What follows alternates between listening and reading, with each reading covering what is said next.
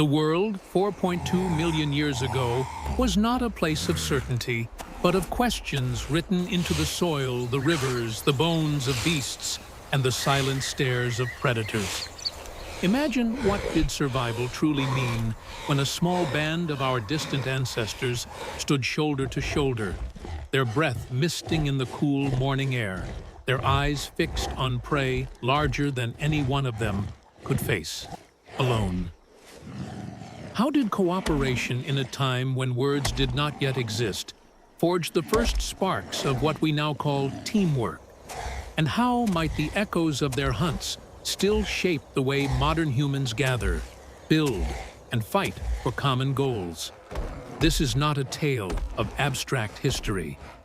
This is a cinematic descent into raw survival, into a world where unity was the only weapon stronger than fang and claw. The dawn creeps across a savanna of tall golden grasses, bending in waves under a low wind. A small group of Australopithecus emerges from the shadows of scattered acacia trees.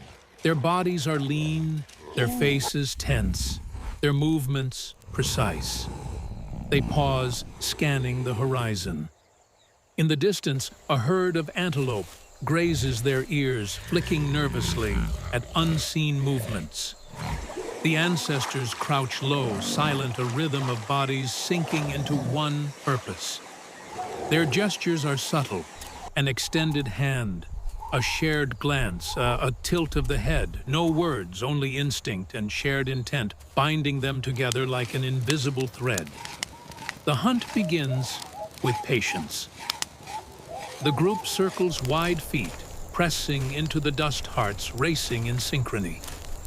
They drive the herd toward a narrow stretch of land where the river cuts deep and steep. The antelope panic, scattering, but the group funnels them forward, creating chaos with carefully placed shouts and sudden movements. This is no accident. It is deliberate, orchestrated survival. One cannot do this alone. Only together can they force opportunity into existence. Then comes the clash. The chosen prey stumbles near the riverbank, confused and cornered. The group surges forward, a monster in the water. a stick raised high, a stone clenched, a leap, a strike. It is messy, desperate, dangerous. One hunter is kicked aside, rolling in the dirt. Another lunges, holding the creature's flank as the rest descend. Blood stains the soil. Dust clouds rise. The struggle ends in silence, broken only by ragged breathing. The prey is down, and with it, the ancestors find more than meat. They find proof that survival is not an individual's triumph, but a collective victory. Their faces tell the story. Relief floods first, then exhaustion, then something deeper, recognition. Each looks to the other eyes, meeting with an unspoken bond. Without words, they know they are stronger together than apart. They hoist the carcass, straining with shared weight, carrying it back toward the safety of trees where the young and the old wait. Behind them, vultures circle and predators stir in the shadows. But for now, unity has carved out a fleeting moment of triumph, cut to the modern age. A stadium roars as a team surges forward on a field, bodies moving in choreographed precision. A boardroom pulses with tension as colleagues brainstorm under pressure ideas, bouncing, merging, splitting, reforming into strategy. Soldiers advance, covering each other with eyes sharp and movements aligned. These are not so different from the savanna hunters. The tools have changed spears to pens, stones to screens, but the essence of teamwork remains. The survival of one still rests in the hands of many. The parallels are not coincidence. They are inheritance. Deep within us lies the echo of that first hunt, the memory etched in our blood alone, fragile, together formidable. The feast does not begin with abundance, but with ritual. The carcass is laid upon the earth, the hunters stepping back as the elders approach. Children watch with wide eyes, learning silently the rhythm of survival. Sharp stones split hide from flesh, sinew from bone. Smoke curls from a small fire fed by brittle branches gathered earlier. Each movement is deliberate, efficient, shaped by generations of repetition. Yet, beneath the practicality lies something larger, a ceremony of sharing. The hunters do not hoard, they divide. Every piece finds a place in the circle. Muscle feeds strength, marrow feeds growth, fat fuels endurance. This act of distribution is survival extended beyond the individual. It is survival woven into community. Around the fire, the atmosphere transforms. Shadows flicker across faces, some scarred, some young and smooth. Their gestures grow animated as the tension of the hunt dissolves into celebration. A child mimics the chase, stamping feet, waving arms. The others laugh in their silent, guttural way, and even in this primitive play, there is teaching the next generation, absorbing tactics not through words, but through embodied memory. Here, teamwork extends beyond the battlefield of predator and prey. It roots itself in continuity, ensuring that knowledge is not lost to the grass, but carried forward in the bodies of those who will one day hunt. But danger never sleeps. Eyes glance outward toward the darkness beyond the firelight. Hyenas cackle in the distance, drawn by the scent of fresh blood. The group stiffens the unity of the hunt, now shifting into the unity of defense. Spears are lifted, stones gripped tight again. Children are pulled closer to the elders, the hunters forming a barrier with their own flesh. It is not just prey that demands cooperation. Predators, too, force unity. The hyenas linger, pacing, testing, but they do not breach the circle. The fire crackles. The humans remain still and firm, and in this standoff the lesson deepens.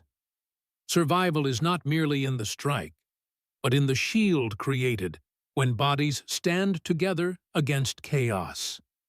Cut forward in time, skyscrapers pierce the horizon glass and steel glowing against the night. Yet, within the same dynamics unfold. A team of engineers huddle around a glowing schematic solving problems too vast for one mind alone. A medical team moves in unison around a patient, each gesture timed to the others, each life saved, a modern echo of that ancient circle. Even in digital spaces, where voices and images weave together across continents, the same instinct pulses survival through collaboration. What was once muscle and bone is now knowledge and skill, but the primal essence remains unchanged. Returning to the savannah, dawn breaks once more. The group stirs from slumber, stretching rising faces hardened by hunger's memory, but softened by the security of belonging. A single hunter is vulnerable. A scattered group is prey. But united, they stand on the threshold of becoming something greater than themselves. Each day demands the same choice: isolation or alliance. In the wild, only one leads to survival. The sun climbs higher, bleaching the savannah in a white heat that blurs the horizon. Thirst grips the group as their skins glisten with sweat, but there is no hesitation in their stride. They travel as one, shoulders brushing, steps matched, pausing only when the youngest falters and is lifted onto a hip, the burden shared without complaint. Their journey is not random. It is a migration toward water, toward safety, toward the promise of survival. Each decision is collective, guided not by orders but by intuition and silent consensus. To wander alone in this world is to vanish. To move as one is to endure. A rustle in the tall grass halts them. Instantly the circle forms, bodies tightening, inward eyes searching the waves of gold. A lion emerges. muscles rippling mane, bristling its gaze fixed on the weakest at the center of the group. Fear spikes, but no one breaks formation. Stones are raised, branches lifted. Voices erupt in a unified roar, louder than any one throat could summon. The predator hesitates, growls, paces, but the defiance holds. This is no scattered flock. It is a fortress of flesh and spirit. The lion withdraws its tail, lashing, and the group exhales as one. Here in this refusal to scatter lies the secret of survival courage, multiplied by unity. They reach the river at dusk, a mirror of bronze and red beneath the sinking sun. The water is life, but it is also danger. Crocodiles linger unseen beneath the surface, their jaws waiting for the unwary. Yet thirst cannot be ignored. The group approaches cautiously, some keeping watch, while others kneel, cupping water into their mouths, eyes darting for movement. Their vigilance is shared, their safety, born from constant exchange of roles. Hunter becomes guardian, guardian becomes feeder, each shifting to where the need is greatest.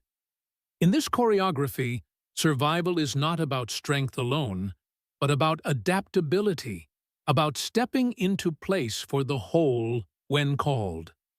Night falls heavy, draped with a canopy of stars so clear they seem close enough to touch. The fire crackles once again, but now the air carries more than smoke. It carries memory.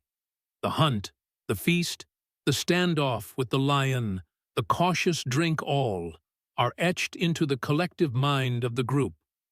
Their bodies lean close, warmth, shared breaths mingling in the cold. Sleep claims them not as scattered individuals, but as one organism, a living circle of trust. Each heartbeat is both personal and communal. Each dream tethered to the safety of another. Shift to the modern age once more. In a spacecraft orbiting far above Earth, astronauts float in silence, tethered to one another by fragile cords and fragile trust. Every movement is coordinated, every breath dependent on the team. A single mistake could mean death, yet it is teamwork that transforms the void into a survivable space. Or, in the depths of an underground mine, workers navigate darkness, their lamps piercing blackness, their safety ropes binding them to one another. In both extremes, space and Earth's core, the same truth reverberates alone. We are fragile, but together we bend the laws of survival. Back on the savannah, the ancestors stir as dawn bleeds across the sky. Another day, another hunt, another test of unity. The story continues as it always has, written in sweat, blood, and shared breath.